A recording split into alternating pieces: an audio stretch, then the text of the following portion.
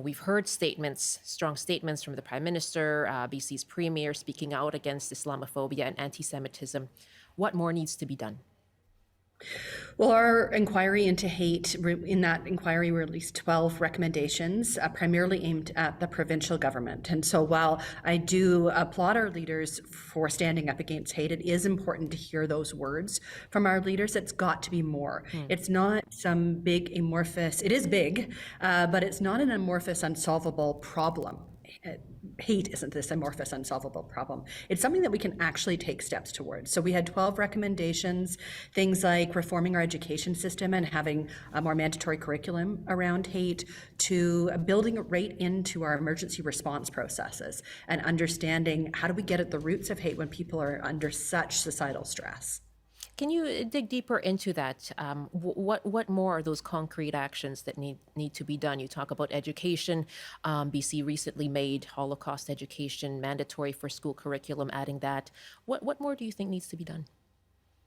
Well, lots more in the K-12 system. So in our curriculum, I'm glad to see the introduction of more mandatory curriculum, but we need to see a much broader range of that, range of hate, talking about hate against all people of all stripes and kinds, all of us, and we need to see just specialized and unified centralized reporting system so that people have one place to go where they could be either assisted in filing a complaint with the police or the human rights system, or they can seek support and get access to that support immediately.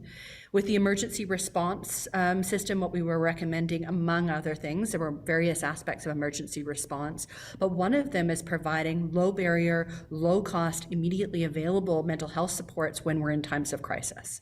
We don't know whether we'll have another global pandemic, but we do know that there'll be times of global crises in the world that will come and show up as hate on our shores. And we know that we're in times of climate change crisis. So we need to have these things in place now in order to be able to set ourselves up for success in the future. Commissioner, I'll ask you this because you have studied and done research into those increases in hate. There's a lot of tension right now.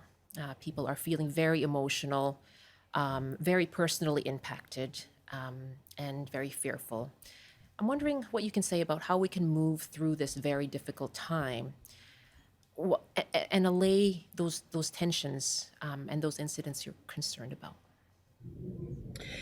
Well, mostly what I'm speaking to today are the public policy responses. And I think, as I say, that they're vital, that our words and our leaders' words become more than just words and actually show up in action.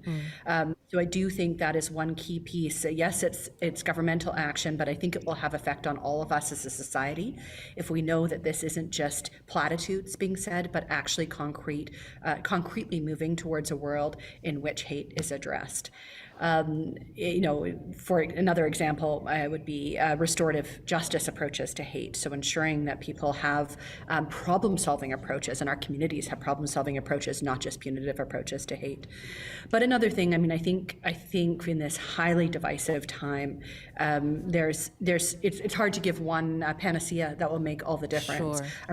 Centering, I think acknowledging the pain that is in so many of us are holding right now, whether we have direct connections to that region or those communities, or because we see our world in crisis, and really meeting each other with compassion. It's in some ways it goes without saying, but I think in these times of highly divisive public dialogue and violence, that it is worth saying again, what is it that makes us human? What is it that we can respect in each other and find in each other to be able to bridge these gaps?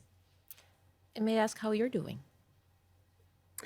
I'm feeling the weight. I'm feeling the real heaviness of that. I think, again, so many of our communities feel. I'm feeling the pain of watching this horror unfold on the other side of the world. And we know this is not a conflict in isolation. There are other conflicts around the world where people are suffering and dying. I'm feeling the pain of living in a community where we see hate erupting, but we're not seeing action as a response.